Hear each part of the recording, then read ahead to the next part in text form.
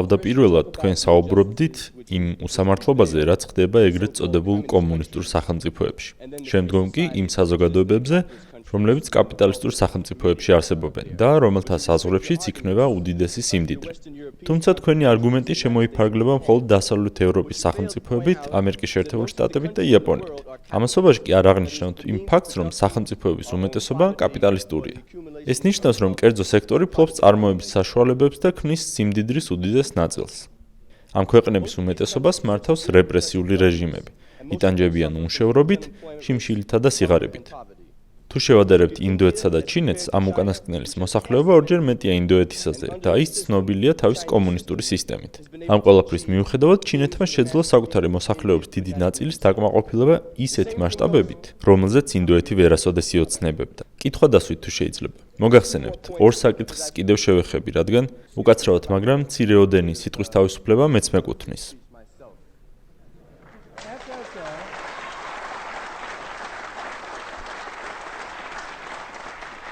ჩვენ არ გვსურს თქვენი სიტყვის თავისუფლების შეზღუდვა, თუმცა გვსურს, რომ ყველა მისარგებლოს მისით.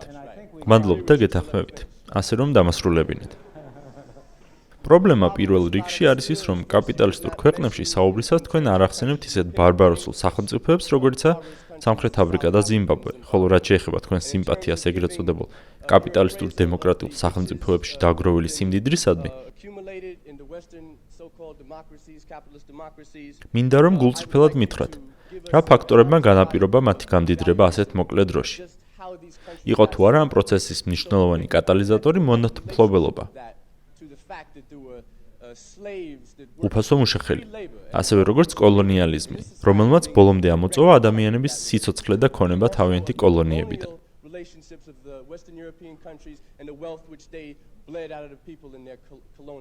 სიამოვნებით გიპასუხებთ ამ შეკითხვებზე.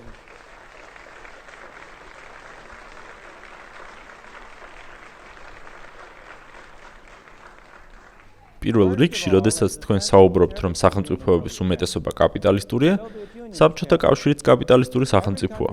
ყველა სახელმწიფოს გააჩნია დიდძალი კაპიტალი თავის მფლობელობაში. თუმცა საქმე იმაშია, ვის მიერ კონტროლდება აღნიშნული კაპიტალი. საბჭოთა კავშირში კაპიტალს აკონტროლებს სახელმწიფო ან პოლიტიკური ელიტა. მეორეც მხრივ, 1 საათი ავსაუბრობ და კიდევ 10 საათი სიამოვნებით ვისაუბრებდი თქვენთან და შევთანხმდებოდით, რომ კაპიტალიზმის სრულებითაც არ არის საკმარისი პირობა თავისუფლებისთვის, საჭიროა, თუმცა არასაკმარისი. მე არ მithქვამს, რომ სადაც კაპიტალიზმია, იქ აუცილებლად არის თავისუფლება. ასეთი რომ ნამდვილად არ მithქვამს. პირიქით თქვი, სადაც არის თავისუფლება, აუცილებლად არის კაპიტალიზმი მეთქი. კიდევ ერთხელ, კაპიტალიზმის საჭირო პირობაა თავისუფლებისთვის, თუმცა არასაკმარისი. მასთან ერთად საჭიროა შედარებით ფართო ხელმისაწვდომობა კაპიტალზე და შედარებით თავისუფალი ბაზარი. კონკურენციაც აუცილებელია. ასეთ სისტემას ხშირად უწოდებს შეჯიბრებით კაპიტალიზმს, რათა გავმიჯნო იქ კაპიტალიზმის ყველა სხვა ფორმისგან, რომლის უარყოფითი თვისებებით თქვენ უკვე ჩამოთვალეთ. თქვენ მიერ დასმულ ბოლო კითხვებს რაც შეეხება, უბრალოდ არ არის სიმართლე. რომ დასავლეთის თავისუფალი სახელმწიფოების კეთილდღეობა მონათმფლობელობის ხარჯზე გაიზარდა. მონათმფლობელობა ჩვენი ისტორიის სამარცხვინო ეპიზოდია, ამაზე ორი აზრი არ არსებობს. და ჩვენთვის სამარცხვინოა, რომ ასეთი წყობა გქონდა. თუმცა, თუ აიღებთ ბრიტანეთს, რომელსაც გაუქმებული ქონდა მონათმფლობელობა, კოლონიებზეც გადავალ ცოტა ხანში, ვცდილობ სათითაოდ გავცე ყველა კითხვის პასუხი.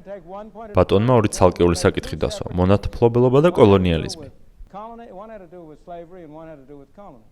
ბრიტანეთს არ ყოლია მონები. იაპონიას არ ყოლია მონები მეიძის დინასტიის რესტავრაციის შემდგომ. ჰონგ-კონგს დღესაც არ ყავს მონები.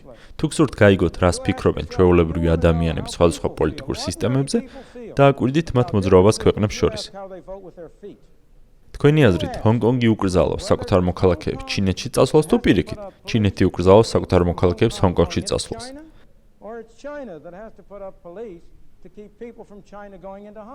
ასე რომ დააკვირდით, სად ურჩევნიათ ადამიანებს ცხოვრება, სანამ შეაფასებთ, რომელი საზოგადოება უფრო უკეთ უზრუნველყოფს მათ კეთილდღეობას. ახლა კი კოლონიების თემას შევეხები.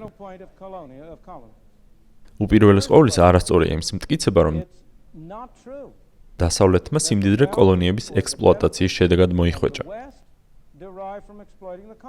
ფაქტები თქვენს წინააღმდეგ მეტყველებს.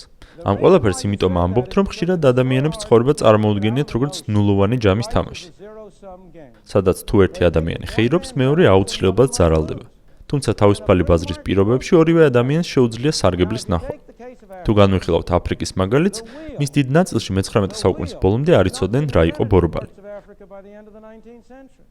დასავლეთთან კავშირმა განაპირობა აფრიკის მოსახლეობის და მათი საცხოვრებელი პირობების მნიშვნელოვანი გაუმჯობესება. თქვენ ისტორია არ იცით, სერ. მე ვიტყოდი, რომ თქვენ არ იცით ფაქტები, სერ. რაც შეეხება ინდოეთის მაგალითს, თუ კვლავ ფაქტებს დავეყრდნობით, დავინახავთ, რომ ბრიტანეთს ინდოეთის შენახვა გაცილებით უფრო მეტი დაუჯდა, ვიდრე მისგან რაიმე მიიღო. ჯეიკობ ვაინერის ცნობილი კვლევები ნახეთ ამ თემაზე.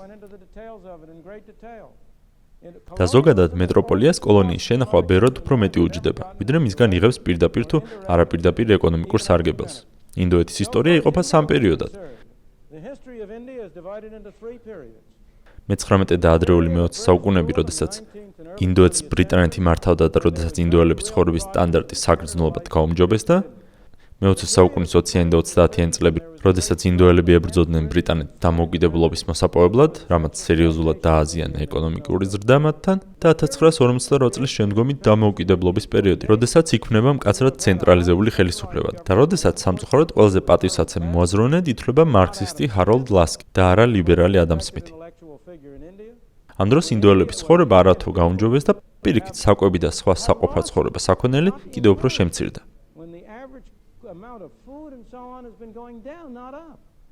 ინდოელი ხალხი უფრო უარეს მდგომარეობაში აღმოჩნდა დამოუკიდებელი მთავრობის პირობებში, ვიდრე ის იყო ბრიტანეთის მმართველობის ქვეშ. ამის გარდა, თქვენი აზრით, სად არის დღეს კოლონიალიზმი გავრცელებული? კლასიკური კოლონიალიზმის მაგალითია დასავლეთ ევროპაში. რკინის ფარდის მიღმა, რა თქმა უნდა. აქ ჩვენ ხედავთ რუსეთს და არა საბჭოთა სოციალისტური რესპუბლიკების კავშირს, არამედ რუსეთს. როგორც თანამედროვე მეტროპოლიას, რომელმაც ძალის მეშვეობით შემოიერთა საბჭოთა კავშირის რესპუბლიკები, პოლონეთი, ჩეხოსლოვაკია და სხვა ქვეყნები. ეს თანამედროვე კოლონიალიზმის თვალსაჩინო მაგალითია. აშშ მეორე მხრივ, უმნიშვნელო გამონაკლისების გარდა არასოდეს ყოფილა კოლონიზატორი სახელმწიფო. ის ცოტახანი ფლობდა ფილიპინებს. კუბაზე რა სიტყვით? კუბა არასდროს ყოფილა ამერიკის კოლონია. ნებისმიერ შემთხვევაში საჭიროა ყველაფერს შედარებით შევხედოთ.